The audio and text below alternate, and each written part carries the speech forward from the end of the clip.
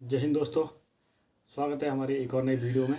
और आज के वीडियो में हम चर्चा करेंगे, जैसा कि आप सभी जानते होंगे कि जो चश्मा यानी कि मेडिकल के दौरान आप यानी कि चश्मा लगा के जा सकते हैं या नहीं जा सकते हैं, और कितने नंबर तक का चश्मा आप ले जा सकते हैं। ठीक है, तो ये यानी कि कमेंट आपका बहुत ज़्यादा आया है। ठीक है, इस पर हम चर्चा करेंगे। और सेकेंड हमारा टॉपिक रहेगा कैंटीन कार्ड में क्या क्या बदला हुआ है। ठीक है, जो आपका कैंटीन कार्ड है उसमें क्या क्या बदला हुआ है अभी करंट में, तो उस पर भी हम नज़र डालेंगे। ठीक है, आपका पॉइंट एक ये भी रहता है कि सर साल में जो हमारी 97 आपकी लीव मिलती हैं जो, ठीक है, तो वो लीव में क्या आपका संडे और जो आपका यानी कि जितने त्यौहार वगैरह रहते हैं क्या वो भी सम्मिलित रहते हैं। ठीक है, वैसे RHGS आपको मिलता है। ठीक है, एक साल में एक RH एक GH, लेकिन आपका डाउट ये रहता है क्या सर संडे भी उसमें इंक्लूड होता है आपका। ठीक है, उस पर भी हम चर्चा करेंगे।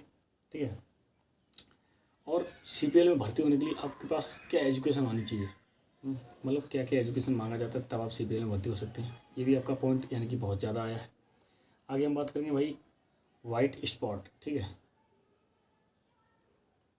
तो वाइट स्पॉट के बारे में बहुत सारे भाइयों ने कमेंट किया है कि सर वाइट स्पॉट इसमें एक्सेप्ट करते हैं, किस तरह का वाइट स्पॉट होने से आपको यानी कि भर्ती कर लिया जाएगा या नहीं होने से यानी क्या दिक्कत आएगी, उस पर हम चर्चा करते हैं। ठीक है, आगे हम बात करेंगे भाई यदि कोई suppose MSW mason cook driller वगैरह या वो भी हैं, तो क्या अपने ट्रेड वर्क के अलावा आपको कभी भी सर्विस के दौरान कोई अन्य काम मिलता है करने के लिए या नहीं मिलता है, इस पर हम बात करेंगे। ठीक है, तो इतने सारे टॉपिक पे हम चर्चा करेंगे। ठीक है, तो फर्स्ट इसमें हम लेते हैं आपका यानी कि बगैर देर न किए हुए, वैसे एक टॉपिक और है इसमें आपका न्यू वैकेंसी से रिलेटेड, उस पर भी हम थोड़ा यानी कि बात करेंगे।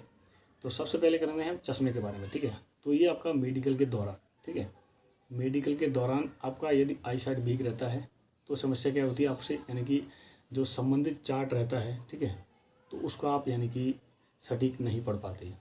ठीक है, बहुत सारे हमारे भाई क्या करते हैं जो ज़्यादा समझदार रहते हैं, वो यानी कि उस चार्ट को रट लेते हैं, हिंदी वाला इंग्लिश वाला या जो जो भी है, लेकिन आप हर चीज़ को यानी कि एग्जैक्ट मतलब बिल्कुल क्लियर नहीं कर सकते हो, क्योंकि उसमें कुछ ऐसे गोल टाइप के रहते हैं, कुछ इधर कटा रहेगा, कोई ऊपर साइड कटा रहेगा, कोई लेफ्ट कोई डाउन में। ठीक है, तो वहाँ आपको यानी कि दिक्कत आएगी। ठीक है, तो इस प्रकार से वो समझ जाएंगे कि बंदा रटा हुआ है, तो ऐसा करके भी आपको नहीं जाना है।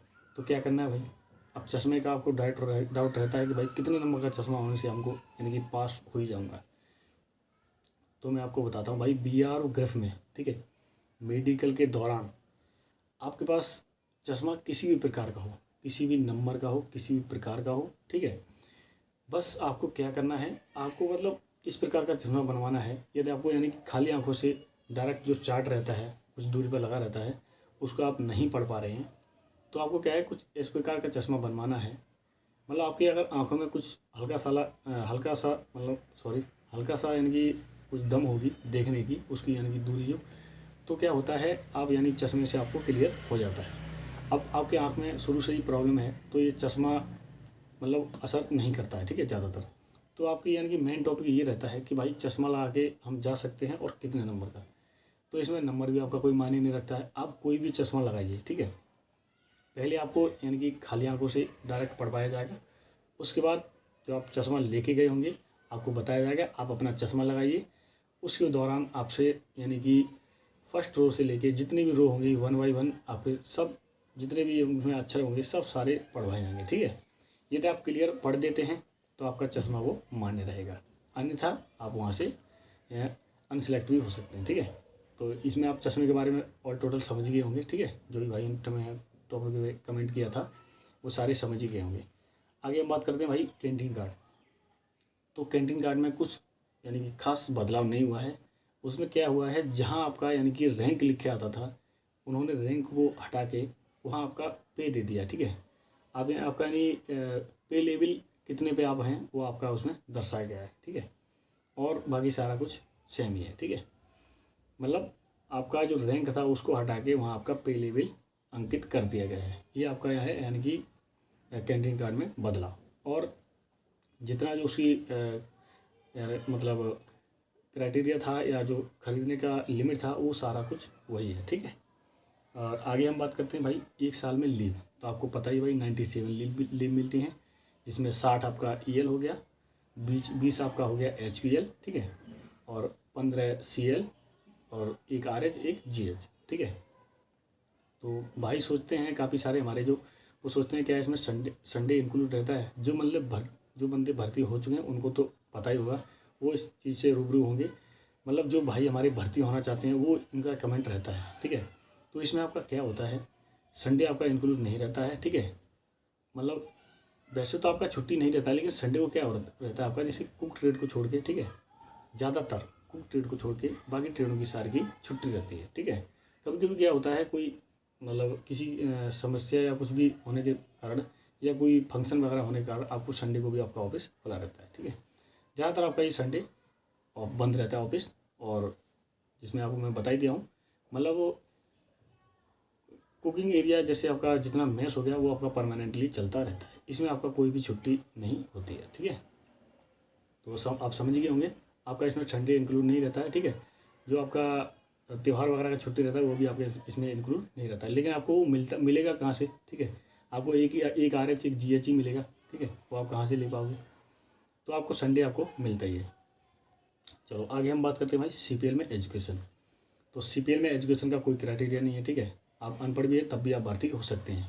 सपोज यदि आप आगे का सोच रहे हैं, कहीं भर्ती होने का सोच रहे हैं, तो आपका क्या होता है, जैसे आप 10th कर रखे हैं और आपने वहाँ से अपना एक्सपीरियंस सर्टिफिकेट समय पे जो कार्यरत अच्छा काम करके वहाँ जो प्राप्त कर लिया है, वो आपको यानी कि 10% जो आपका कॉल आता है, जब यानी कि BRO के द्वारा वैकेंसी आती हैं, नई वैकेंसी या जैसी भी, तो उसमें आपको कॉल में 10% का छूट मिलता है, ठीक है। वही होता है केवल CPL का वेलफेयर, ठीक है। और भी काफ़ी सारे CPL के वेलफेयर होते हैं, ठीक है। तो इसमें ये आप समझ गए होंगे, मतलब CPL के लिए कोई भी क्वालिफिकेशन ज़रूरी नहीं है। यदि आप इंटर या BSc जो भी पास हैं वो आपका सारा कुछ चल सकता है, ठीक है। वो आपका होगा, यानी कि ऐसा नहीं है कि भाई आप BSc किए हुए हो तो आप मतलब आपका पेमेंट ज़्यादा बढ़ेगा, वो कुछ नहीं रहता है, आपका वो सेम ही रहेगा, ठीक है, सबका। बस ये होता है, आप अगर भर्ती देखना चाहते हैं तो उसमें आपको छूट मिल जाता है, बस वो सर्टिफिकेट लगा के। अन्यथा आप अगर अनपढ़ हैं तो सर्टिफिकेट लेके क्या करोगे, ठीक है। हाँ ऐसा है, आप सर्टिफिकेट लेके कहीं अगर कंपनी वगैरह कहीं में जाओगे तो उसका आपका थोड़ा बहुत छूट मिल सकता है। और आगे हम बात करते हैं भाई आपका वाइट स्पॉट, ठीक है, जो कहीं आपके चित्ते यहाँ या यहाँ कहीं से भी शुरू हो जाते हैं, ठीक है। तो उसमें समस्या क्या रहती है भाई, जो मतलब संबंधित डॉक्टर होते हैं उनका मानना एक ऐसा रहता है कि भाई जो दाग है वो कहीं मतलब बढ़ तो नहीं रहा है। जैसे आपका सपोज यहाँ कहीं थोड़ा सा दाग है, तो डॉक्टर यानी कि देख के आपको यानी कि टेम्परेरी अनफिट कर देगा। जब आप पुणे, ठीक है, वहाँ MH में जाएंगे, वहाँ आपका बतौर पूरा यानी कि अच्छे से चेकअप होगा, क्या ये दाग यानी कि परमानेंट उतना ही रहेगा या इसके बढ़ने के चांस हैं, ठीक है। तो वो गहन जांच होगी उसकी, जो भी उनके पास उपकरण होंगे उसके द्वारा। यदि आपका यानी कि दिख ही रहा होगा, जैसे अन्य जगह यहाँ 2-4 जगह होगा, तो आपको यानी कि इसमें परमानेंट अनफिट भी कर दिया जाएगा, ठीक है। तो वाइट स्पॉट का आपका जो क्या रहता है, हल्का फुल्का अगर कोई एक दाग है और उनको लगता है कि सपोज ये नहीं बढ़ेगा, तभी आपको उसमें पास किया जाएगा, अन्यथा आपको अनफिट कर दिया जाएगा, ठीक है। तो ये है आपका वाइट स्पॉट के बारे में। अभी हम बात करते हैं भाई, क्या जैसे कुक हैं, मैस वेटर हैं या और भी ट्रेड वाले हैं, क्या आपको दूसरा काम करना पड़ सकता है? तो भाई जी हाँ, MSW जो जिसके आगे लगा है उनके यानी कि अन्य कोई भी काम करवाया जा सकता है। जैसे आपका मैस कुक है तो मैस वेटर का काम कर सकता है, यानी कि अफसर कोई कहीं अगर ऑफिस का काम जानता है तो वहाँ भी उसको लगाया जा सकता है, ठीक है। संबंधित क्या होता है, जब एक साथ काफ़ी सारे बंदे हमारे छुट्टी चले जाते हैं तो उनको यानी कि मौका वहाँ दिया जाता है, ठीक है। यदि आपको काम आता है तभी, ये नहीं कि अनपढ़ आदमी को बैठा के वहाँ वो नहीं होता, ठीक है। तो ऐसा कुछ होता है, जैसे या कोई मैसन वगैरह हैं तो उनको भी मतलब जो काम आता है उनको काम सौंप दिया जाता है, ठीक है। तो इस प्रकार से क्या होता है, MSW जहाँ लगा है यानी कि मल्टी स्किल्ड, यानी कि अनेक काम जो कर सके, ठीक है। तो इससे क्या होता है कि आपको यानी कि एक ट्रेड का काम, जैसे आप कुक में भर्ती हुए हैं तो सपोज आप कुक में सोच रहे होंगे मैं यही काम करूँगा, तो ऐसा नहीं हो सकता है। कभी कभी आपको ट्रेड से अलग भी काम दिया जा सकता है, ठीक है, BRO के अंदर। तो आगे हम बात करेंगे भाई न्यू वैकेंसी के बारे में आपका। तो न्यू वैकेंसी जो है 2024 में आपका यानी कि आने के चांस तो हैं, ठीक है, लेकिन आपके यानी कि साल के एंड में या 1 महीने के पहले, जैसे नवंबर हो गया, उस दौरान आपको देखने को मिल सकती है। ठीक है, तो यदि आप लोग तैयारी कर रहे हैं तो बहुत अच्छी बात है, और सिलेबस अपना कहीं ना कहीं से इंतजाम कर लीजिए, क्योंकि सिलेबस यदि आपके पास है तो आप कोई भी एग्ज़ाम पास कर सकते हैं। बतौर यानी कि BRO का जो सिलेबस रहता है बहुत ही यानी कि छोटा सा रहता है, आप चाहे तो 2 महीने में पूरा सिलेबस कवर कर सकते हैं। ठीक है, बतौर ये होता है आप सिलेबस का सिलेबस ही देखें, ये नहीं कि आपने पढ़ना है सब्जी चॉपिंग के बारे में, आप पढ़ रहे हो वहाँ सब्जी उगाने के बारे में, तो वो आप वहाँ पास नहीं हो पाएंगे। ठीक है, अपना समय व्यर्थ गवाएंगे। यदि आपको पढ़ना है इंजन ऑयल के बारे में, आप पढ़ोगे इंजन की मतलब क्या क्या वैरायटी होती हैं, इंजन को किस प्रकार से सुरक्षित रखा जाता है, तो आप वहाँ पास नहीं होंगे। ठीक है, पहले उसका सिलेबस ढूंढिए। और ये सिलेबस कहाँ मिलता है, यदि आप जब भी पुराना जो फॉर्म वगैरह होता है BRO की साइट पे जाके वहाँ से आप डाउनलोड करते हैं, तो आपको जितना आप ऊपर स्क्रॉल करेंगे तो वहाँ ट्रेड वाइज सारा कुछ दे रखा होगा, उसका बेसिक पे। ठीक है, उसका पूरा सिलेबस भी दे रखा होगा। ठीक है, क्या उम्र में छूट है, सारा कुछ उसमें मेंशन कर रखा रहता है। ठीक है, तो काफ़ी सारे भाई हमारे कमेंट भी करते रहते हैं, भाई मेरे को इस चीज़ का सिलेबस का पता नहीं है, आप लोग बताइए। तो वहाँ से आप जाके आराम से देख सकते हैं। ठीक है, तो उसका आप स्क्रीनशॉट लेके देख लीजिए, और सेम वही आपको जहाँ से मिले आप पढ़ना शुरू कर दीजिए। मेरा मानना है कि भाई आप फर्स्ट ही भर्ती में यानी कि सिलेक्ट हो जाएंगे। ठीक है, तो ठीक है भाई, ये कुछ पॉइंट थे। ये आपके इसके बाद भी आपका कोई पॉइंट रहता है तो भाई आप कमेंट करें। ठीक है, और वीडियो को ज़्यादा से ज़्यादा शेयर करें, और भाई अपना प्यार ऐसे ही बनाए रखें। ठीक है, मैं आपके लिए वीडियो अच्छी से अच्छी लाने की कोशिश करूँगा, और आपके टॉपिक पे वीडियो बनाऊँगा। ठीक है भाई, जय हिंद, जय भारत, वंदे मातरम।